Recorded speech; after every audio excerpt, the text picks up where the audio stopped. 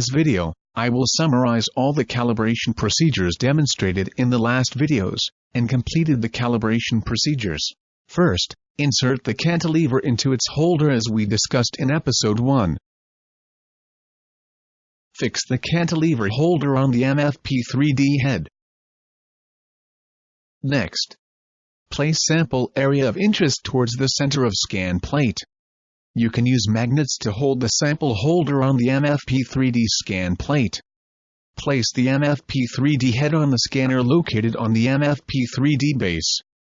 The legs will fit into the base indentation on the MFP 3D base. Lower the head using the thumb wheel as discussed in episode 2.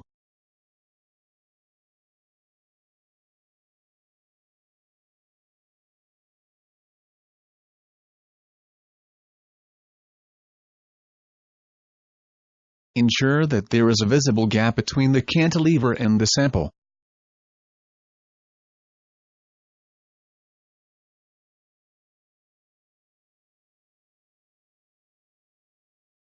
Then open the MFP 3D software by Asylum Research. Click on the Standard tab, then Typography, and ACR Typography.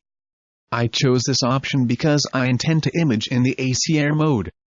Choosing the appropriate mode will set up some basic parameters for you, so you don't need to adjust it afterward. Next, turn up the CCD camera by clicking on the camera icon located here.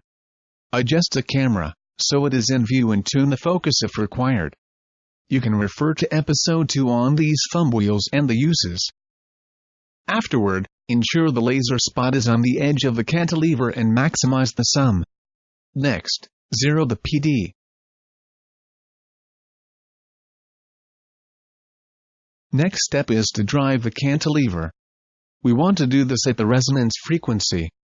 So we look for the natural frequency by conducting the thermal test. So in the master panel, click the thermal tab and click on the Capture Thermal Data button.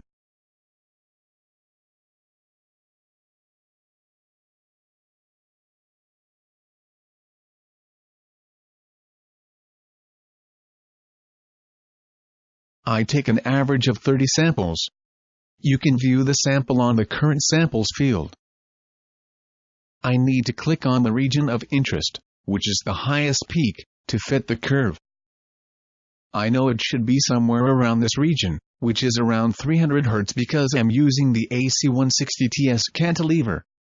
The manufacturer provides this value. Right-click on this region and select Set Zoom Center. Click on the Stop Thermal Capture button. Start fitting the thermal spectral by click on the Initialize Fit on the master panel, then click on the Fit Thermal Data repeated, till the fit doesn't change. Copy the frequency on the Thermal tab and paste it in the Drive frequency in the main tab of the panel. Now the free amplitude can now be adjusted as discussed in episode 3.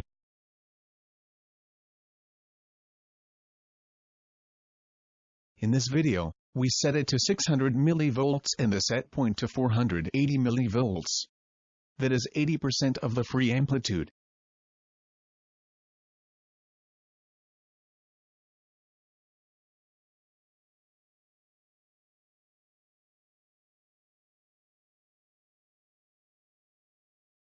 The phase should be 90 degrees as we covered in episode 3, so adjust the phase to 90 degrees. Then engage the cantilever by clicking on the Engage button on the master panel. Now, lower the head further by adjusting front thumb wheel gradually until the Z voltage value goes down. This process is called tip approach. You should stop the tip approach once the voltage is in the middle or around 70. This completes the calibration process. In the next video, I will talk about how to determine the free amplitude to use for imaging.